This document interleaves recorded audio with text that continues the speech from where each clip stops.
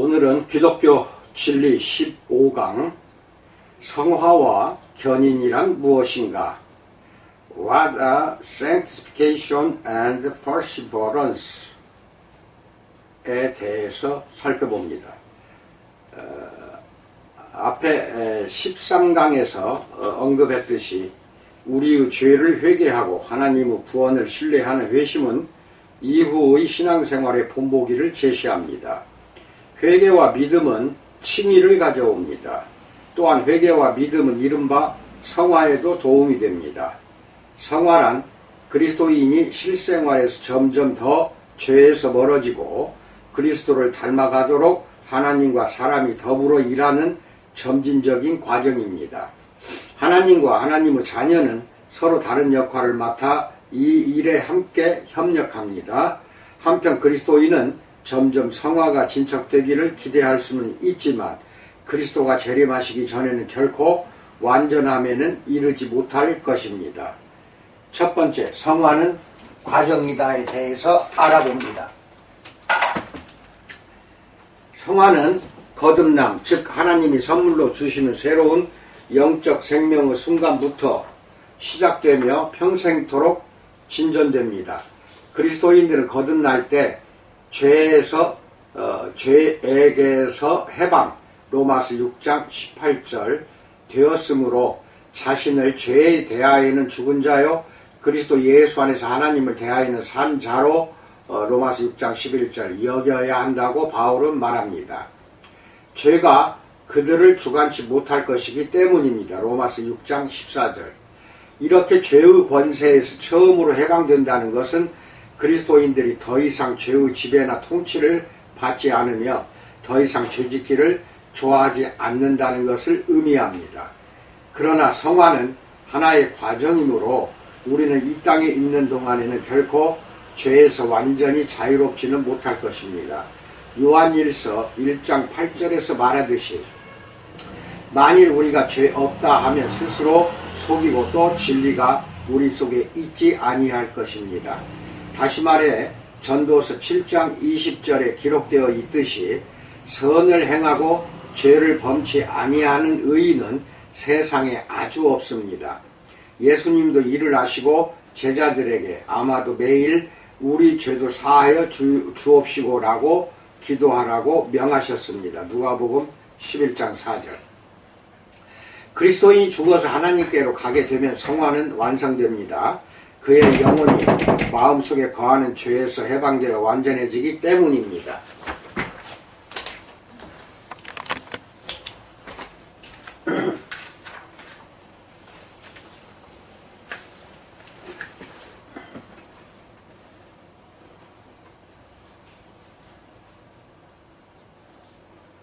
다시 말해 전도서 7장 20절에 기록되어 있듯이 선을 행하고 죄를 범치 아니하는 의인은 세상에 아주 없습니다. 예수님도 이를 아시고 제자들에게 아마도 매일 우리 죄도 사하여 주옵시고라고 기도하라고 명하셨던 것입니다. 누가복음 11장 4절. 그래서 그리스도인이 죽어서 하나님께로 가게 되면 성화는 완성됩니다. 그의 영혼이 마음속에 거하는 죄에서 해방되어 완전해지기 때문입니다.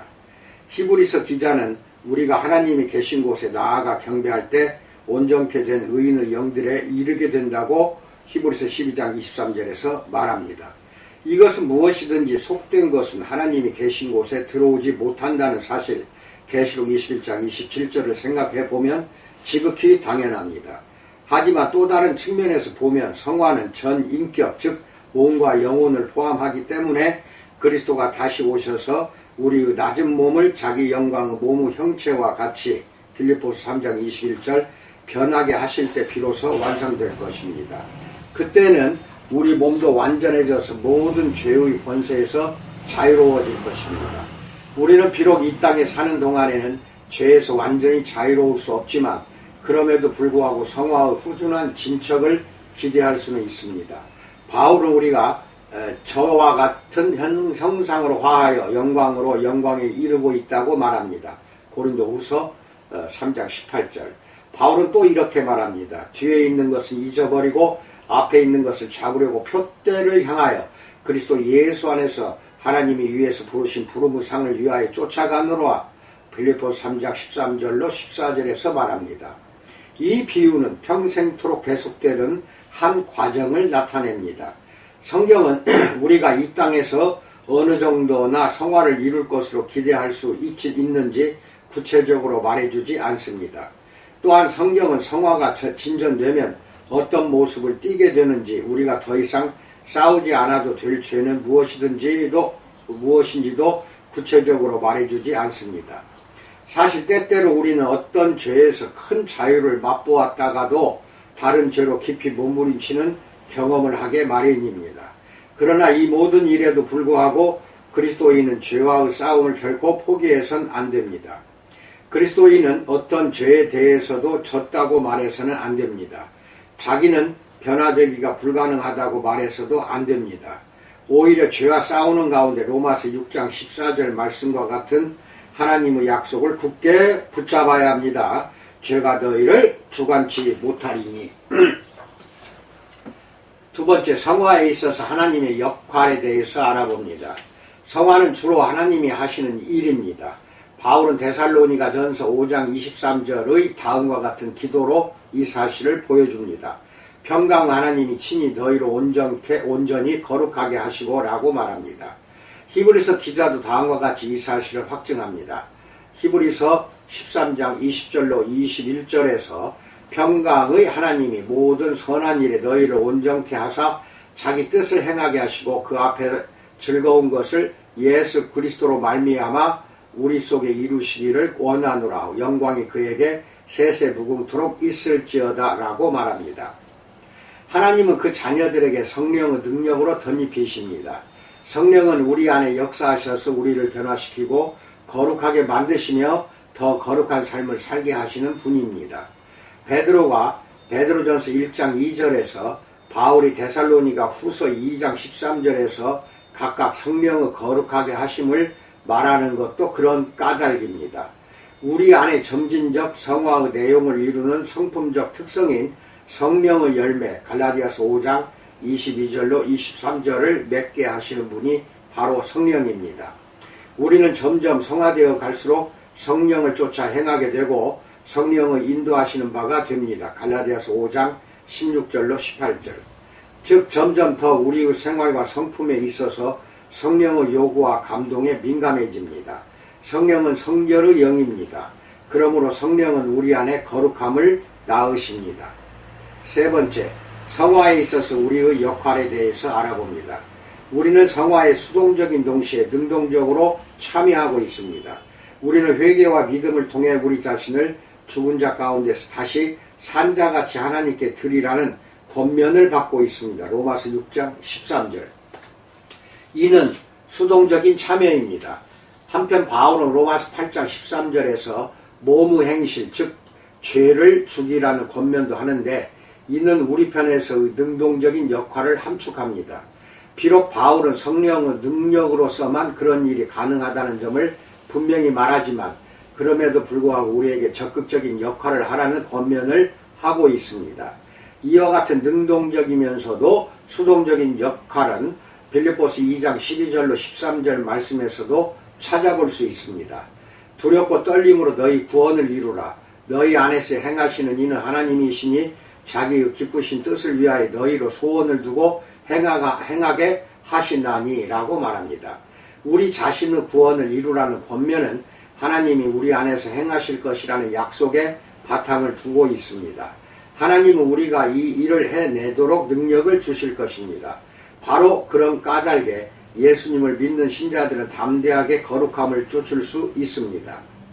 이것 즉 거룩함이 없이는 아무도 주를 보지 못할 것입니다. 히브리서 12장 14절. 그리스도인이 된다는 것은 우리의 동참을 요구하는 하나님의 선물입니다. 이는 성화에 있어서도 그대로 적용된다는 사실을 우리는 발견하게 됩니다. 성화의 진전은 은혜의 선물이지만 우리가 받기를 기대할 수 있는 선물입니다. 하나님은 우리의 첫 믿음, 즉 하나님이 우리에게 주시는 믿음을 귀하게 여기시듯이 우리의 지속적인 믿음과 순종의 행동도 귀하게 여기십니다. 그러한 행동은 성경 읽기와 묵상, 시편 1편 2절, 마태복음 4장 4절, 요한복음 17장 17절, 기도, 에베소서 6장 18절, 빌립보서 4장 6절, 예배, 에베소서 5장 18절로 20절, 말씀 증거, 마태복음 28장 19절로 20절, 자비롭고 의로운 행실, 마태복음 23장 23절, 야고보서 1장 27절, 그리스도인들의 교제, 히브리서 10장 24절로 25절, 절제와 자기 통제, 갈라디아서 5장 23절, 디도서 1장 8절 등을 통해 나타납니다. 우리를 거룩하게 하시는 하나님에 대한 수동적인 신뢰와 삶 속에서의 거룩함과 순종을 향한 적극적인 노력이 계속해서 함께 성장하는 것이 중요합니다. 하나님께 순종하려고 적극적으로 노력하는 일을 소홀히 하면 게으른 그리스도인이 됩니다. 반면 하나님을 믿고 따르는 소극적인 역할을 소홀히 하면 교만해지고 자기를 과신하게 됩니다. 둘 중 어느 경우든 우리의 성화는 불완전할 것입니다. 우리의 성화가 불완전하면 우리는 우리에게 약속된 기쁨과 평안을 경험하지 못할 것입니다. 갈라디아서 5장 22절, 로마서 14장 17절. 네 번째, 성화의 과정이 끝나면 어떻게 되는가에 대해서 알아봅니다. 참된 그리스도인이면 누구나 사는 동안 더욱더 성화되기를 갈망해야 합니다. 그런데 성화의 과정이 끝나는 듯이 보이면 어떻게 됩니까? 성화의 과정이 끝난다는 것은 어떤 의미입니까? 한때 그리스도인이었던 우리가 이제 더 이상 그리스도인이 아니라는 뜻입니까? 이 모든 질문의 뿌리에는 다음과 같은 최종적인 질문이 숨어 있습니다. 우리는 진정으로 구원의 복을 잃어버릴 수 있을까요? 이 질문에 대한 답은 아니오입니다. 참된 그리스도인이면 누구나 하나님이 능력으로 지켜주심으로 이 땅의 생명이 끝날 때까지 그리스도인으로 보존됩니다. 하지만 우리가 참된 그리스도인인지 어떻게 알 수 있습니까? 누군가가 신앙 고백을 부인하고 하나님을 적극적으로 대적하는 삶을 산다면 어떻게 됩니까? 그런 경우 우리는 끝까지 인내하는 사람만이 참된 그리스도인이라고 말할 수밖에 없습니다. 모든 참된 그리스도인은 끝까지 인내할 것이며 인내하는 사람만이 참된 그리스도인이라는 이런 양면적인 가르침을 우리는 때때로 성도의 견인이라고 말합니다. 다섯 번째, 예수님의 약속에 대해서 알아봅니다. 첫째, 참된 그리스도인은 누구나 끝까지 인내할 것이라는 성경적 증거가 있습니다. 요한복음 6장 38절로 40절에서 예수님은 이렇게 말씀하십니다. 내가 하늘로서 내려온 것은 내 뜻을 행하려 함이 아니요 나를 보내신 이의 뜻을 행하려 함이니라. 나를 보내신 이의 뜻은 내게 주신 자 중에 내가 하나도 잃어버리지 아니하고 마지막 날에 다시 살리는 이것이니라. 내 아버지의 뜻은 아들을 보고 믿는 자마다 영생을 얻는 이것이니 마지막 날에 내가 이를 다시 살리리라 하시니라 라고 말합니다. 여기서 예수님은 자기를 믿는 자마다 영생을 얻을 것이라고 말씀하십니다. 또 마지막 날에 그 사람을 다시 살려 그에게 영생을 주시겠다고 말씀하십니다.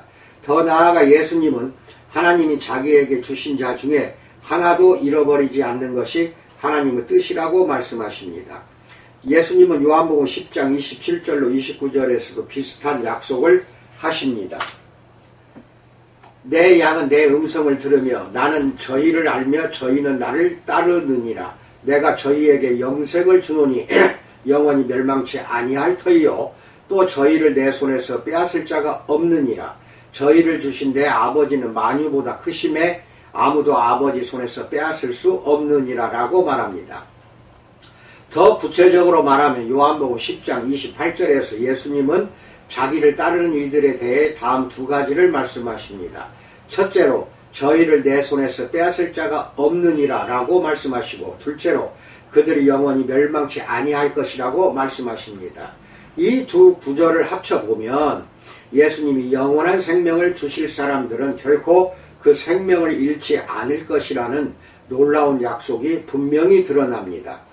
이 말씀들은 예수님이 성도 견인에 대해 하신 여러 말씀 중에 단 두 개에 불과합니다. 이 두 구절을 통해 예수님은 자기에게서 영원한 생명을 받을 사람들이 그 영원한 생명을 영원토록 보존할 것임을 잘 알고 계셨다는 사실이 분명해집니다. 다섯 번째, 성령님의 약속에 대해서 알아봅니다.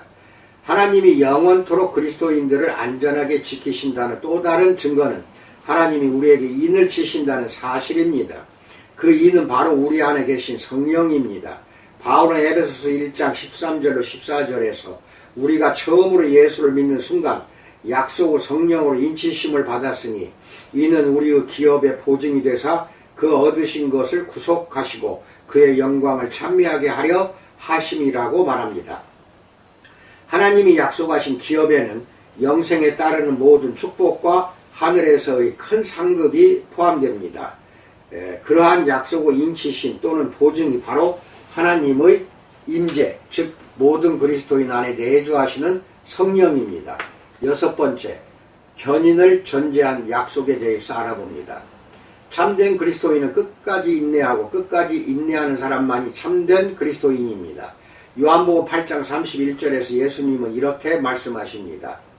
너희가 내 말에 거하면 참 내 제자가 되고, 즉 진정한 믿음의 한 가지 증거는 예수님의 말씀과 계명을 계속해서 믿고 순종하는 것입니다. 바울은 골로새서 1장 22절로 23절에서 골로새 성도들에게 그리스도가 그들을 하나님과 화목하게 하셔서 거룩하고 흠없고 책망할 것이 없는 자로 그 앞에 세우고자 하셨으니 라고 말합니다.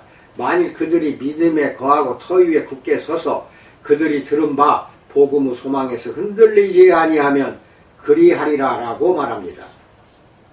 바울은 참된 그리스도인이 아닌 사람들에게 거짓된 확신을 심어주기를 원치 않았으므로 자신의 약속에 견인이라는 조건을 붙입니다. 만일 너희가 믿음에 거하고 라는 말로서 바울은 참된 신자들을 위협하거나 겁을 주려는 것이 아니라 오히려 참되게 믿지 않는 이들은 결국 자기가 가지고 있다고 주장하는 그 믿음에서 떨어져 나갈 것임을 말하고 있습니다. 견인을 전제로 한 약속은 곧 죽는 날까지 믿음을 유지하는 이들이야말로 참된 그리스도인이라는 것입니다. 앞에서 언급했듯이 이는 그들이 완벽한 삶을 살 것이라는 뜻은 아닙니다. 참된 그리스도인도 때에 따라 죄와 심각한 싸움을 할 수 있습니다. 그러나 이 말이 뜻하는 바는 그 싸움이 말 그대로 싸움일 것이라는 사실입니다. 참된 그리스도인은 회개와 믿음을 통해 죄와 싸울 것입니다.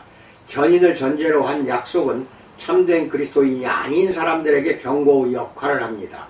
왜냐하면 그러한 약속은 그들이 믿음에서 실족하고 있거나 실족했다면 이는 처음부터 그들이 참된 그리스도인이 아니었음을 보여주는 강력한 표지라고 믿을 만한 근거를 제공하기 때문입니다.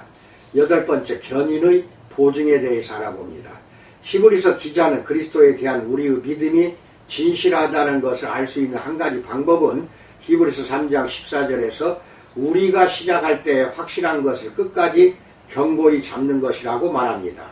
그러나 우리의 믿음이 진실하다는 유일한 확신이 인생의 마지막 순간에 찾아온다면 오늘 당장에는 거의 희망이 없을 것입니다. 우리가 인생의 마지막 순간에 실족해서 자신이 실제로는 구원받지 못한 사람임을 보여주게 된다면 우리는 늘 방황하게 될 것입니다. 그러나 그런 식의 걱정은 신약성경에서 우리의 확신을 보는 관점과 부합되지 않습니다. 사실 참된 그리스도인은 다른 요인에서 특별히 그리스도가 자신의 삶 속에서 늘 역사하심에 대한 현재의 신뢰에서 구원의 진정한 확신을 얻을 수 있습니다.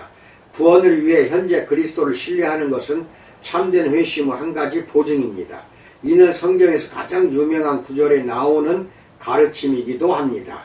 요한복음 3장 16절에서 하나님이 세상을 이처럼 사랑하사 독생자를 주셨으니 이는 저를 믿는 자마다 멸망치 않고 영생을 얻게 하려 하심이니라 라고 말합니다. 여러분이 그리스도를 믿는다면 여러분은 영생을 가진 것입니다. 그리스도가 여러분을 위해 하신 일을 확신한다면 그리스도가 여러분의 죄에 대한 형벌을 담당하실 수 있으며 여러분의 공로가 아닌 자신의 공로에 기초해서 여러분을 천국으로 인도하실 것으로 확신한다면, 그리고 그 확신이 현재 여러분의 삶 속에 있다면 그런 확신은 여러분의 참된 믿음의 보증이 됩니다. 그러나 구원을 위해 현재 그리스도를 신뢰하는 것만이 보증이 되는 것은 아닙니다. 여러분의 삶 속에 하나님이 지속적으로 역사하신다는 증거도 보증이 됩니다. 이런 지속적인 역사에는 마음속에서 여러분이 하나님의 자녀임을 알려주시는 성령의 주관적 증거가 포함됩니다. 요한일서 4장 13절. 또 여러분을 하나님의 뜻에 순종하도록 이끄시는 성령의 역사도 포함됩니다. 로마서 8장 14절. 그러한 역사는 사랑과 희락과 화평과 오래 참음과 자비와 양선과 충성과 온유와 절제의 삶을 통해 드러납니다. 갈라디아서 5장 22절로 23절.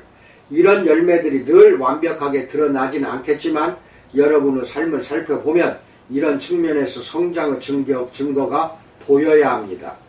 더 나아가 예수 그리스도와의 지속적이고 현재적인 교제의 증거가 있어야 합니다. 저를 아노라 하고 그의 계명을 지키지 아니하는 자는 거짓말하는 자요 진리가 그 속에 있지 아니하되 누구든지 그의 말씀을 지키는 자는 하나님의 사랑이 참으로 그 속에서 온전케 되었나니 이로써 우리가 저 안에 있는 줄을 아노라. 저 안에 거한다 하는 자는 그의 행하시는 대로 자기도 행할지니라 라고 요한일서 2장 4절로 6절에서 말합니다. 완전한 삶이 필수적인 것은 아니지만 참된 그리스도인의 삶은 일반적으로 그리스도의 계명에 순종하고 그리스도의 삶을 본받는 모습을 지속적으로 보여줄 것입니다. 우리 안에서 이러한 성령의 지속적인 역사는 삶 속에서 오랜 기간 나타날 것입니다. 즉 참된 그리스도인은 점점 더 성화될 것입니다. 베드로는 우리의 부르심과 택하심을 굳게 베드로후서 1장 10절 하는 한 가지 방법이 덕, 지식, 절제, 인내, 경건, 형제, 우애, 사랑 등을 늘려가는 것 베드로후서 1장 5절로 8절이라고 말합니다. 삶 속에 이런 특성이 점점 많아진다면 우리는 언제든지 실족치 않을 것 베드로후서 1장 10절이라고 베드로는 말합니다.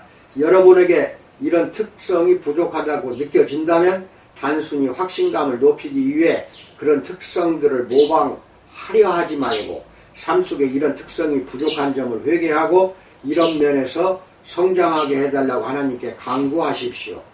9번째, 성화 과정에서의 견인에 대해서 알아봅니다. 성화는 평생 과정입니다. 여러분이 예수님을 믿는 신자라면 때때로 그 과정이 여러분이 생각한 속도보다 더 빨리 진행되는 것처럼 보일 때도 있을 것입니다. 그런 때야말로 여러분은 교만과 자기의, 즉 자기 자신의 실제 모습보다 더 낮게 생각하고 실제로는 은혜의 선물인 자신의 선함을 신뢰하는 행위를 조심해야 합니다. 또 어떤 때는 자기 안에 정말 참 생명이 있기나 한지 의심스러울 때도 있을 것입니다. 그런 때야말로 여러분은 자신이 참 그리스도인인지부터 의심해 봐야 합니다. 의심이 여러분의 생각을 가득 채우기 시작할 때 마가복음 9장 24절에 나오는 기도를 드리십시오. 내가 믿나이다. 나의 믿음 없는 것을 도와주소서 라고 기도하세요. 이 모든 와중에서도 여러분은 말세에 나타내기로 예비하신 구원을 얻기 위하여 믿음으로 말미암아 하나님의 능력으로 보호하심을 입었다는 약속 베드로전서 1장 5절을 확신하십시오.